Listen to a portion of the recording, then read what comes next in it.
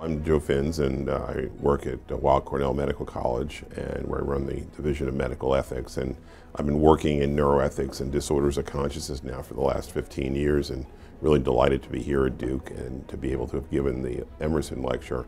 And what I tried to talk about was this emerging category of patients that we're beginning to describe who are not vegetative, but they're just above the vegetative state. These are people who are minimally conscious, they're aware, they have intention, attention, memory, and they're often people that are misdiagnosed, catastrophically misdiagnosed at levels of up to 40%.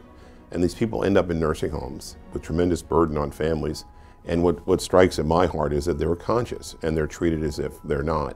So I try to tell that story and try to talk about the needs of patients and their families. And the notion that you could be lying in a nursing home bed, thought of as being vegetative, that is permanently unconscious, but actually be conscious and perhaps be aware at some level, keeps me up at night, and I think it should keep more of us up at night, wondering about what we owe this population. And after I go through this whole discussion, what I argue for is that the right to care for this population is not an entitlement, because in this shrinking budgetary context that the United States is in, that's not a winning argument. I make instead a civil rights argument. I argue that consciousness is a civil right and that we owe it to ourselves and to our fellow citizens to enfranchise these people and give them access to the treatments and care that they need to actually become part of a community from which they've been segregated over the years in chronic care facilities, underdiagnosed, undertreated. I'm not trying to give them primacy, I'm trying to give them parity of care. And there's a lot of very exciting science that we're hearing about at this conference and is happening over the last decade or so, which suggests that we're going to have methods and means to bring these people back with drugs, devices. Deep brain stimulation was work that we've done at Cornell and elsewhere, neuroimaging as well, that will give people the opportunity to develop and return to the ability to have functional communication, to transcend their brain injury and to communicate and be reintegrated with their families and the world. For those of you who don't know, this is Ken Deviney. Ken's son Ryan is 24, 23. So this is the post-hospital care of a patient who's in a minimally conscious state. Yeah, so the short end of it was he was blindsided with a punch, sucker punch, went to the ground, hit his head on a raised grate, was unconscious, and another kid kicked him. So it's diffused. And before I get into all that, this is wonderful what you guys are doing here today. Everybody is right on the mark. Now, we need to bring you all together and get a solution, because I see that there might not be the connection between the philosophical and the legal and the neurological. Somewhere that's got to come together. Just give me a snapshot of, has he woken up today? Well, I think I'm kind of in agreement with everyone here. I don't know. It's possible.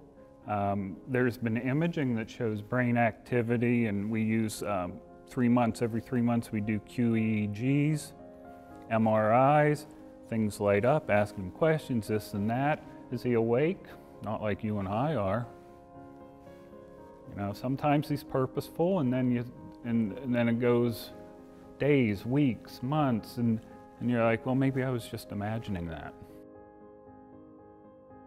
My talk was describing how we're building on our 2006 finding, which was the first to show that you could detect residual consciousness in some patients who clinically appeared to be entirely vegetative. After that paper, we went on to actually communicate with one patient. In a later paper, he was able to answer yes and no questions by simply changing his patterns of brain activity to indicate either a yes or a no in response to questions. What I talked about today is how we've taken that one stage further. Very recently, we've seen a patient in Ontario who has been in a vegetative state apparently for 12 years, yet he's able to answer yes and no questions in a number of different ways just by changing his brain activity. The most important question we've asked him is, are you in any physical pain? This is obviously something that's clinically and therapeutically very important for the patients. And on 2 separate occasions, he's been able to indicate that he isn't in any physical pain by just changing his pattern of brain activity to indicate a no rather than a yes. One worry that we have is how many of these patients there are out there. What proportion of patients who appear to be entirely vegetative may actually have some residual cognitive function? The data that we've published so far suggests that it may be as high as 17 or 18%, 1 in 5 perhaps of these patients. But to really understand whether that is true, we need to scan more patients, and we need to develop more sensitive scanning methods for detecting small activity where it might exist. So I also talked about some of the new cognitive paradigms or tasks that we've developed for patients to do in the scanner in order to indicate that they may actually be aware, even though clinically it may appear that they are not. And one of those tasks, the patients have to attend to either the word yes or the word no, and we can decode which of those 2 words they're attending to, and they can use this method to actually answer questions that we may ask them about their condition and how they're feeling about the situation that they're in. We need to have a step back and understand cognitively what these patients are doing and really understanding. Because imagine you have in front of you a patient from who you are interpreting the response.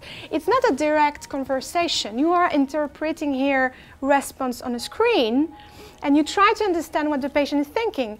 Imagine now that I'm asking you, you are in a bed lying, I put electrodes on you and I say, okay, I will communicate with you right away without really understanding what's happening in your mind. I just want to know, do you want to live or do you want to die? What's happening if I interpret in a wrong way your response? What's happening if in fact what you wanted to say is yes, or what's happening if in fact you didn't understand the question? So all these things really need to be understood, and it's the reason why we are now taking a step back and trying to understand what's happening in this patient. I think it's fair to say that in bioethics and in many professional circles, a kind of consensus has emerged around how to care properly for people who seem to be in a state where their brainstem is still functioning but have not had evidence of their higher brain working. That's what's called persistent vegetative state. And it's been widely acknowledged that people in that state, once they're declared to be at the point where recovery is deemed highly unlikely, that's permissible to withdraw any kind of life support, including artificial feeding. The radical implications of much recent research is that persistent vegetative state doesn't appear to be so monolithic as assumed. There are people who seem to have no ability to interact at all with the world, but when investigated with newer imaging technologies and other techniques, it appears that they may be able to interact. The implications of this are enormous. I think that a big purpose of this conference is to help develop guidelines and raise questions for further research in approaching this very important issue. To determine whether or not these patients are conscious, you have to have a framework for thinking about the different components, the different aspects of consciousness. So the framework that I presented had sort of 3 dimensions. There's the property of being conscious. There are contents of consciousness, so things like images, auditory experiences of pain, that's the second component. And then the third component is what I call different modes of consciousness. So the normal waking state could be one mode. The vegetative state might be another mode if the patient actually is conscious, or the minimally conscious state. And so the first half of my talk I just gave people a framework for thinking about these different aspects of consciousness. And in the second half of the talk I looked at some of the challenges that we face in attempting to determine whether or not patients are conscious. Patients that are not communicative, but they can produce certain kinds of responses. And the thing I focused on really was different interpretations of neuroimaging data. So can you go directly from the data, look at what brain areas are active to ascribe consciousness? And I suggested that that move is problematic. But what you can do is you can give a cognitive interpretation to that neuroimaging data and use that cognitive interpretation to attribute consciousness to the patients. Even though the focus of this workshop is on consciousness and how to determine how and when and whether and how much patients are conscious, that discussion actually has very little bearing on how one should think about treating these patients. And I look at that in terms of pain processing. So one of the challenges is a lot of the definitions of pain, what pain actually is they define it as a conscious state. But it's actually better to think of it as a whole process that starts with a noxious stimuli and runs all the way up through many, many components of the brain. And the reason you want to think about it this way is that it's very clear to us that if you activate our pain processing system, then you're more sensitive to pain later on. So your system is more easily activated later. Another way of saying this is any sort of pain for any system is bad, regardless of whether the pain is consciously experienced or not. So from an ethical standpoint, what this tells us is, regardless of how, whether, and how much a patient is conscious, you should always try to minimize painful experiences. And so my general conclusion then is to try to generalize that notion to any sort of other question you might ask about a patient. So you need to look at the actual neurophysiology, the actual processing tracks, and not worry so much about whether there's a conscious experience associated with the individual. I think it's important for people to understand that a lot of the end-of-life decision-making debate is also, for many people, about pro-life and pro-choice issues. So what does it mean to have consciousness is really quite pertinent for many people when looking at a developing embryo. Can a developing embryo experience pain? When is a developing embryo, when does a developing embryo have consciousness in the way that we think about it? And if there is consciousness and it is detectable and pain and suffering is detectable, does that mean that issues like abortion should be impermissible and unlawful in this country? And so the debate around end of life is really also a debate about the beginning of life. Most of my work is basic science, where we put humans in MRI machines and we try to build very fine-scale, detailed models of how their brains process different kinds of information, visual information, language and auditory information, and so on. But one of the potential applications of this kind of work is that you can turn the encoding models that we build into decoding models in order to decode information in the brain. So for example, you can show someone a movie and then build a model that accurately predicts how their brain responds to that movie, and then you can measure some new brain activity that was elicited by a new set of movies you didn't use to build the models, and you can actually decode the movies that they saw. And the interesting thing about this is you can use this basic approach to decode all sorts of information from the brain. And one of the most interesting applications is to build a language decoder. And the reason this is important is for the patient populations we're talking about here, they don't have any way to communicate. So if their brains are processing language, then you can imagine building a language decoder that would allow you to read their internal speech and reconstruct the speech on a speaker that would just be at the patient's bedside. So then they could speak to you even though they actually don't have the motor ability to speak. Well, there's certainly ethical issues with any kind of brain decoding technology, actually with any kind of neuroimaging technology, because obviously your own internal thoughts are your most private possessions, right? And up until sort of now, or this epoch in time, no one could access your internal thoughts. And we're reaching a point in technology where the computers are fast enough and the mathematical techniques are powerful enough and our understanding of the brain is sophisticated enough that we will be able to decode internal speech and many other things that are happening internally in the brain. So there are huge ethical implications for this, and privacy implications, and informed consent implications. I've cared for many patients with in states, various states of unconsciousness, and I'm very impressed with how limited we are to correlate our findings on bedside neurological examination, or even some of these very sophisticated neuroimaging studies with the kinds of behavioral outputs that we would like to see to really understand how aware or mindful an unconscious individual is.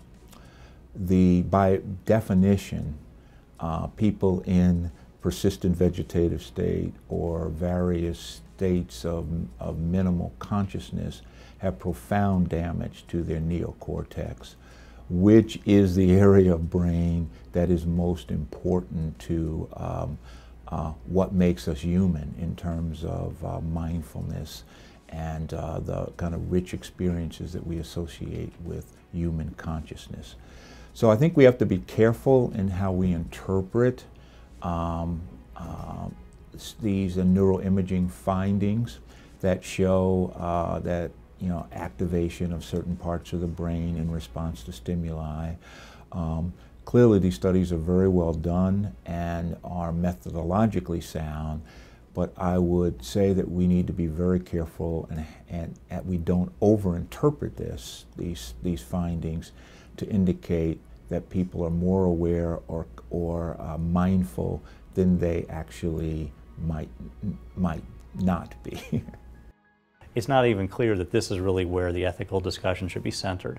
Rather, it should be centered around our evolving understanding of the natural history of these different conditions and whether our entire healthcare system is appropriately organized to meet the challenge of what we're learning. And what we're learning is that even with very small distinctions separating people from vegetative to minimally conscious state, we find that these differences make a huge difference. So if somebody just visually tracks at 1 month, that could mean they have no disability in a year, versus if they're vegetative, the chances of that are much, much less.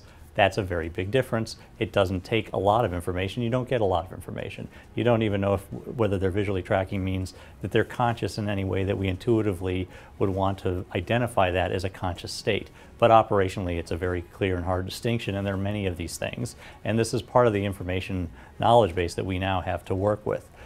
We also know that this recovery process goes on for a very long time, which means that even if somebody's only minimally conscious, they might still communicate in a year or two. And we don't understand the rules of that game. And so all of the tools and measurements are in this context. One of the things that's received a lot of attention in the media and a lot of attention in this conference is the very specific issue of somebody who shows no motor response or very limited motor response consistent with locked-in state or vegetative state, who can do mental imagery using fMRI techniques. However, as I showed in my talk, we've published data and other groups have similar data. And if you look in the locked-in literature, there's similar data for people who, as their disease progresses in ALS, lose the ability to use their BCI, so that you can have intermittent use of these imaging technologies or EEG technologies to show you can follow command or try to communicate, and it may fall off, or it may not be retest reliable. We have seen healing of the brain, as slow as it's been. And today, today really let me learn that even though I might not think he's there, or he might be there periodically, or this or that, who knows? Who knows? And boy, I don't know if I'd be able to sleep at night. This has to be the worst injury that a person can have inflicted upon them, because it hurts them everywhere, and it's everywhere. I mean, UTIs, and it's a constant battle. It's a constant battle, things that you wouldn't even associate with it. You know, his longevity is probably going to be more than other people because his care has been extraordinary. He's in pristine condition. If you walked in, you wouldn't even know. You'd be like, hey, get up. And that's, you know what, that's hard to look at too. When you look at him and you're like, what's going on? How did you may not be able to answer this, but most of us think when our loved ones get into the situation that the doctor knows best, or the healthcare team can take care of this, or I'll go to a skilled care facility and they'll get PT and OT and respiratory therapy and all of that. But how did you learn to be such a strong advocate? And you took over what most of us would think would be somebody else's responsibility. And that wasn't being trite, it's just, you're remarkably strong. Well, thank you for that. But, you know, my wife and I, we made a decision, which is now 24 years ago, and when we conceived him, that no matter how he was born, no matter how he progressed, we were going to continue on with this. So let's say he would have come out with some sort of long-term disability. We accepted that obligation at that time. 2 decades removed doesn't change that. We have an obligation to our family. And you know, I'm walking down the halls of these rehab centers, and I never left my son, but I could see patients in better condition that nobody was visiting. And you know what? They didn't really have a chance. I mean, we don't even know, actually, how many people are in the minimally conscious state in the United States. We tried to get that study done at the Institute of Medicine back in 2007, but there was no funding for it. Okay, nobody wanted to pay for it. And the reason for that is that this population has been neglected. And I also talked last night about the confluence of the emergence of the right to die movement and the vegetative state. And these people are often confused with people who are vegetative. And so the right to die, which is so importantly acculturated and something that we all value, the right to make choices at the end of life, has had an unintended consequence of seeing people who have severe brain injury as people who should be dying. And I think the soundbite of what we have to kind of capture is we have to preserve the right to die for those who want it, for those who truly are at the end of life, and affirm the right to care for those patients who may benefit from interventions and who are conscious and understand what their wishes are.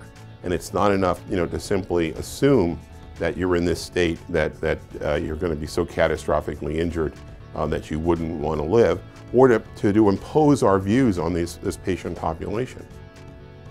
If I could, if somebody responds to an imaging query, we then know that they're responsive. But the lack of a response proves nothing, okay? Because the method could be wrong, or the frequency could be wrong, or the patient could be distracted, or sleeping, or disinterested, or at a very high level of ability might say, who are you to ask me that question, and I don't want to answer. And you wouldn't know what the reason was for the non-response. So we can read, if you ask somebody a question, it says, and there was a legal case about this, which I didn't get a chance to talk about last night, called the Wendland case in California. This individual who's minimally conscious had been videotaped, answered a bunch of questions, and when he was asked, do you want to die, didn't answer. And the Supreme Court in California construed that to mean that he wouldn't want to die, even though his prior wishes had indicated that under those circumstances he would not have wanted to live in this condition, and that was what his wife had also argued. So we have to be very careful about the methods and not reading too much or too little into what they indicate, and make sure that the wider medical community is educated about both the promise and the peril of prognostication and these new methods.